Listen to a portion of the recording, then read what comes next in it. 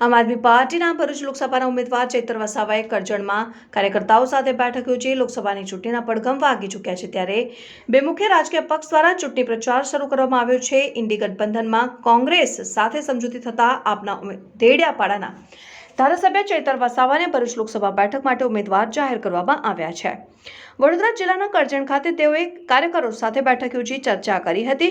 કરજણ શિરોડના આમ આદમી પાર્ટી કોંગ્રેસના તાલુકા પ્રમુખ સહિતના કાર્યકર્તા બેઠકમાં હાજર રહ્યા હતા।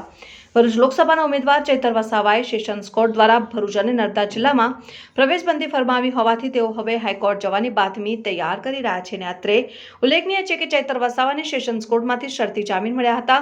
નર્મદા ભરૂચમાં પ્રવેશ નહીં કરવાની શરતે શરતી જામીન મંજૂર કરવામાં આવ્યા હતા। ચૈતર વસાવાએ નર્મદા જિલ્લા ભરૂચમાં પ્રવેશ માટે સેશન્સ કોર્ટમાં અરજી કરી હતી અને સેશન કોર્ટે શરતો યથાવત રાખી અરજીના મંજૂર કરી હતી।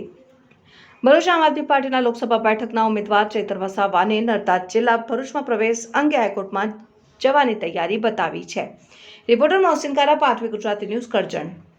જામીન તો મળી ગયા છે, પણ શરત એવી આપવામાં આવી છે કે નર્મદા જિલ્લામાં પ્રવેશ બંધી છે અને ભરૂચ જિલ્લામાં હું રોકાઈ નથી શકતો। ત્યારે લોકસભાના ઉમેદવાર હોવા છતાં અને સ્થાનિક ધારાસભ્ય હોવા છતાં હું મારા મતદાતાઓની વચ્ચે જઈ નથી શકતો। એને ધ્યાને રાખીને અમે નામદાર સેશન કોર્ટમાં એ શરતો રદ કરવા માટે અરજી કરી હતી, પણ નામદાર સેશન કોર્ટે એ અરજી નામંજૂર કરી છે અને મારી જે શરતો હતી એ યથાવત રાખી છે। ત્યારે આવનારી લોકસભાને ધ્યાને રહીને મારા મતદાતાઓની વચ્ચે જઈ શકીએ અને એ નર્મદા જિલ્લાની જે પ્રવેશબંધીની શરત દૂર થાય, ભરૂચ જિલ્લાની શરત દૂર થાય, એ માટે નામદાર હાઈકોર્ટમાં અમે જઈશું। અમને પૂરો વિશ્વાસ છે કે નામદાર હાઈકોર્ટ દ્વારા અમને ન્યાય મળશે।